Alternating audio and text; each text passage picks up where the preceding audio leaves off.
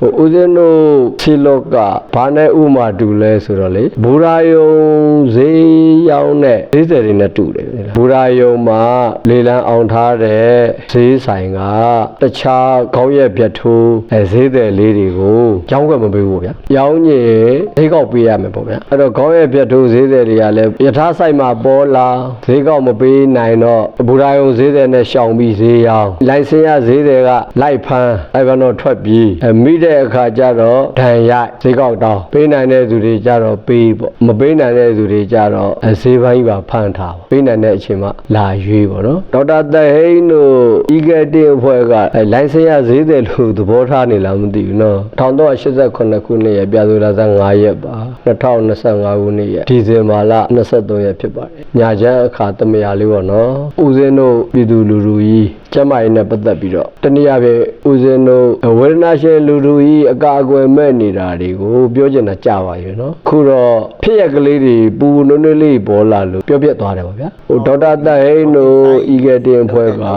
သူတို့တွေဟာတရားဝင်လိုင်စင်ရဆရာဝန်တွေဖြစ်တယ်ပေါ့နော်ကျမကြီးဝန်ကြီးဌာနအဒီမတ်ပြုဆေးပညာရှင်တွေဆရာဝန်တွေဖြစ်တယ်အဲ့ဒီအတွက်သူတို့တွေကဒေါက်တာဆိုင်းလိုလိုင်စင်မဲ့စေကုသသူတွေမလိုလားဘူးပေါ့နော်အဲ့လိုပုဂ္ဂိုလ်မျိုးတွေမပေါ်ပေါက်အနေနဲ့ရမှာသူတို့ရဲ့တာဝန်ဖြစ်တယ်လို့ခံယူထားတာပေါ့နော်ဥပဒေနဲ့ဒေါက်တာသိန်းနဲ့ဖုန်းစကားပြောတဲ့အခါမှာမစင်မကျင်လောက်တဲ့ဆရာဝန်တွေကြောင့်အသက်ဆုံးရှုံးရတဲ့လူနာတွေထိခိုက်နစ်နာတဲ့လူနာတွေအများကြီးရှိတယ်အဲ့ဒါတွေလည်းလုပ်ပါဦးလို့တိုက်တွန်းဘူးတယ်နော်အဲ့တော့ဦးဇင်းတို့ခြေလောကဘာနဲ့ဥမာတူလဲဆိုတော့လေဘူရာယုံဈေးရောင်းတဲ့ဈေးတယ်တွေနဲ့တူတယ်ဘူရာယုံမှာလေလံအောင်ထားတဲ့ဈေးဆိုင်ကတခြားခေါင်းရက်ပြတ်ထိုးဈေးတယ်လေးတွေကိုရောင်းခွင့်မပေးဘူးဗျာရောင်းရင်ဈေးကောက်ပေးရမယ်ပေါ့ဗျာအဲ့တော့ခေါင်းရက်ပြတ်ထိုးဈေးတယ်တွေကလည်းယထာဆိုင်မှာပေါ်လာဈေးကောက်မပေးနိုင်တော့ဘူရာယုံဈေးတယ်နဲ့ရှောင်ပြီးဈေးရောင်းလိုင်စင်ရဈေးတွေကလိုက်ဖမ်းတော့ထွက်ပြီးမိတဲ့အခါကျတော့ဒဏ်ရိုက်ဈေးကောက်တောင်းပေးနိုင်တဲ့သူတွေကျတော့ပေးပေါ့မပေးနိုင်တဲ့သူတွေကျတော့ဈေးပိုင်းပါဖမ်းထားပေါ့ပေးနိုင်တဲ့အချိန်မှလာရွေးပေါ့နော်ဒေါက်တာသဟိန်းတို့ဤကတဲ့အဖွဲ့ကလိုင်စင်ရဈေးတယ်လို့သဘောထားနေလားမသိဘူးနော်သူတို့ကဖမလက်မှတ်ရထားတဲ့ကျမရေးဝန်ကြီးဌာနတရားဝင်လိုင်စင်ရဆေးဆရာဝန်တွေဖြစ်တယ်ပေါ့နော်ဒေါက်တာဆိုင်းကြီးကတဆလက်မှတ်မရှိဘဲနဲ့ဆရာကြီးဦးမင်းဝေကိုကပ်ပြီးတော့စိတ်ကူနေတဲ့လိုင်စင်မဲ့စိတ်ကူတတွေပေါ့နော်အဲ့ဒါကြောင့်နှိမ့်နေရပါတယ်ဆိုတဲ့သဘောမျိုးကလေဘူရာယုံလိုင်စင်ရဈေးတယ်လို့ဖြစ်နေတယ်ဒါကြီးကကောင်းသလားပေါ့နော်နောက်ပြီးတော့ပြည်သူလူထုအကျိုးအတွက်ပြည်သူလူထုအန္တရာယ်ရှိနိုင်တဲ့အတွက်နှိမ့်နေရပါတယ်ဆိုလို့ရှိရင်လေအခုတာရကထုတ်ပြမဲ့ပြက်ရုပ်လေးတွေပေါ့မစင်မကျင်ဆရာဝန်တွေကြောင့်ဦးဇင်းတို့ပြည်သူတွေမျက်စိကန်းသူပေါင်းလည်းမနေတော့ဘူးဒုက္ခိတဖြစ်ရတဲ့သူတွေလည်းမနေတော့ဘူးမသေးသင်ပဲအသက်ဆုံးရှုံးခဲ့ရတဲ့ပြည်သူတွေလည်းမနေတော့ဘူးမစင်မကျင်လောက်တဲ့ဆရာဝန်တွေကြောင့်ထိခိုက်နစ်နာတာတွေကိုဥပ္ပခါပြုပြီးတော့ဘာတစ်ခုမှအဖိတ်အစင်မရှိဓာဂိုင်နှုံးပြည့်ကိုယောဂဝေဒနာတွေတတ်တာပြောက်ကင်းအောင်ကုသပေးတဲ့တိုင်းစင်းဆရာမကိုကြတော့တဆလက်မှတ်မရှိုံတခုတည်းနဲ့ကျူပင်ခုတ်ကျူငုတ်မကြံဘူးနော်တပုံစကိုင်းကြီးကိုဝင်စည်းသလိုမျိုးစနစ်တကျအကွက်ချပြီးတော့နှင်းခဲ့တယ်ဆိုတာကြီးကလေကြော်မကောင်းကြားမကောင်းနေမကပါဘူးနော်ဘယ်လိုရှုထောင့်ကပဲကြည်မသိတော့ဘူးတခုခုမှဖြစ်သွားတယ်နော်လောလောလတ်လတ်ပဲရှိသေးတယ်တစ်နှစ်ရွယ်ကလေးလေးဗျာခွေးကြိုက်တာတောင်မှခွေးယူမဟုတ်ပါဘူးဒါပေမဲ့လူရမရဆိုပြီးတော့သိုံသွားပြတာပထမအကျဉ်းတော့ဟုတ်တုတ်ပေါ့ဒုတိယအကျဉ်းကျတော့မွေစိတ်ဖြစ်စေနဲ့မှားပြီးကုမိတဲ့အတွက်ကြောင့်ကလေးလေးကအသက်သေဆုံးသွားတယ်ဒါတွေကိုဒေါက်တာသဟိန်းတို့ဤကတဲ့အဖွဲ့ကလက်လူရှုဖို့မသိဘူးလေကိုက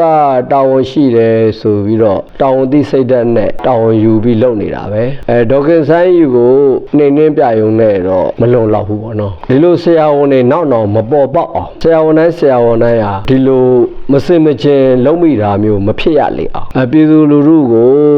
ကာကွယ်ဆောက်ရှောက်တဲ့အနေနဲ့ဒေါက်တာသဟိန်းတို့ဤကတဲ့အဖွဲ့ကထုတ်ပြန်ပေးရမယ်တာဝန်ယူပြီးတိုင်ကြားပေးရမယ်နော်အရေးယူလိုက်အောင်လုပ်ပေးရမယ်နစ်နာတဲ့သူတွေကိုတမျိုးမျိုးနဲ့အကူအညီပေးရမယ်ဒါမှ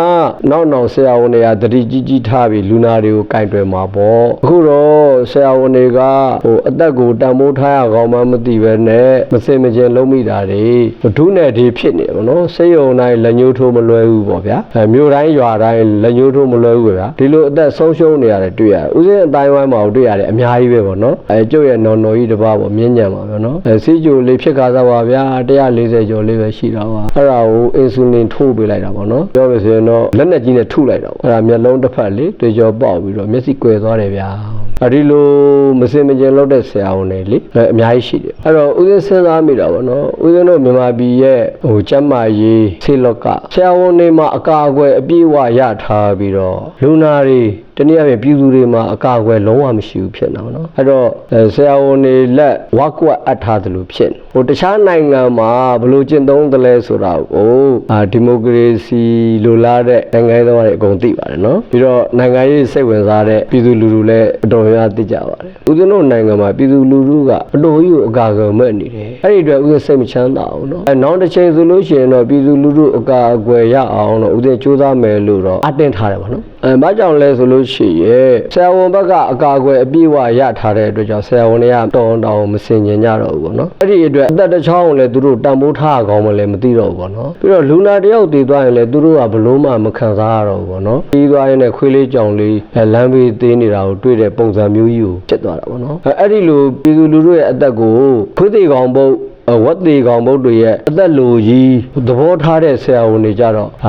စိတ်ကူတာခွဲလိုင်စင်ရုပ်သိမ်းတဲ့မရုပ်သိမ်းတဲ့ပေါ့နော်ပြီးတော့သူတို့တွေဆက်လက်ပြီးတော့စိတ်ကူတာပြည်သူအတွက်အကျိုးရှိမရှိပေါ့နော်ဒါအစိုးရအနေနဲ့စဉ်းစားရမှာပေါ့အနာဂတ်ဒီမိုကရေစီနိုင်ငံတော်ကြီးမှာပြည်သူလူထုတွေနိုင်ငံတကာမှာရှိတဲ့ပြည်သူလူထုနဲ့တန်းတူကျန်းမာရေးနဲ့ပတ်သက်ပြီးတော့ဘဝလုံခြုံမှုအကာအကွယ်ရဖို့အတွက်ဦးဇင်းတို့ကြိုးစားရတော့မယ်ဒီအတိုင်းပေါ့လိုင်းမော်တယ်ကိုတောင်မြောက်အော်ယုံနဲ့တယ်မစင်မချင်းဆရာဝန်တွေကရက်တန်သွားမှာမဟုတ်ဘူးပေါ့နော်အဲ့တော့ဦးဇင်းတို့တွေကလွတ်တဲ့အထိရောက်အောင်ကြိုးစားမှသာလေပြည်သူလူထုရဲ့ကျန်းမာရေးနဲ့ပတ်သက်တဲ့ဘဝလုံခြုံမှုအကာအကွယ်ရမယ်လို့ယုံကြည်ထားတယ်ပေါ့နော်ဒီတိုင်းသာပြစ်ထားမယ်ဆိုလို့ရှိရင်တော့ဆရာဝန်တွေကတရားဝယ်လူသက်သမားဘဝကိုရောက်ကုန်ပါနော်တိုင်စင်ရလူသက်သမားတွေဖြစ်ကုန်ပါဆင်ရင်နဲ့ဆရာဝန်တွေတောင်မှမစင်ရင်လည်းဘာမှမဖြစ်ပါဘူးဆိုတဲ့ပုံစံမျိုးအဆင့်ထိတက်ရောက်သွားရဲ့ဆရာဝန်ကောင်းတွေတောင်မှမစင်မကျင်ပြုတ်လို့မိတော့မှာပေါ့နော်အဲ့တော့ပြည်သူတွေမကြိုးတင်ပဲကြိုးကုန်မှာမကန်းတင်ပဲကန်းကုန်မှာမသေးတင်ပဲသေကုန်မှာဒါကြောင့်ဆရာဝန်တိုင်းပေါ့တရားဝယ်လူသက်သမားမဖြစ်ရေးတို့အရေးပေါ့နော်ဆရာဝန်တိုင်းလိုင်စင်ရလူသက်သမားမဖြစ်ရေးတို့အရေးပေါ့အဲ့ဒီအရေးကြီးကိုဆောင်ရွက်ကြဖို့အချိန်တန်းလာပြီပေါ့ဗျာအဲ့ဒီအတွက်လည်းဒေါက်တာတိုင်းတို့ဤကဲတဲ့အဖွဲ့ဦးဇင်းတိုက်တွန်းကြပါတယ်ပြည်သူလူထုထိခိုက်နေနာတွေကိုလည်းလှုပ်ပြပေးပါအောင်လို့တော့အမြင်မတော်လို့ဝင်ပြောရတာပါဆိုတဲ့ဒေါက်တာမိုးတန်နာကိုလည်းပြောချင်ပါတယ်ဒေါက်တာမိုးတန်နာကလက်ရှိပြည်သူကျန်းမာရေးဌာနမှာတာဝန်ထမ်းဆောင်နေတဲ့ဆရာဝန်မကြီးဖြစ်တယ်ဆိုတော့ဒေါက်တာမိုးတန်နာတို့မှာပို့ပြီးတော့တာဝန်ရှိတာပေါ့နော်။ဒေါက်တာဆိုင်ကုသဘုံကုသနီးတွေဟာဒေါက်တာမိုးတန်နာရဲ့မျက်စိထဲမှာအမြင်မတော်ဘူးလို့ခံယူထားတယ်မလား။အမြင်မတော်လို့ပြောရတာပါလို့ခံယူထားတယ်မလား။အဲ့ဒီလိုခံယူထားတယ်ဆိုလို့ရှိရင်လေအခုမွေစိတ်ဖြည့်စေမှားထုံပြီးလို့သေသွားတဲ့ရေစကြိုမြို့နယ်ရွာတဲ့ရွာကတောင်သားလေးကိစ္စကြတော့အမြင်တော်သလိုဖြစ်နေသလားပေါ့နော်နောက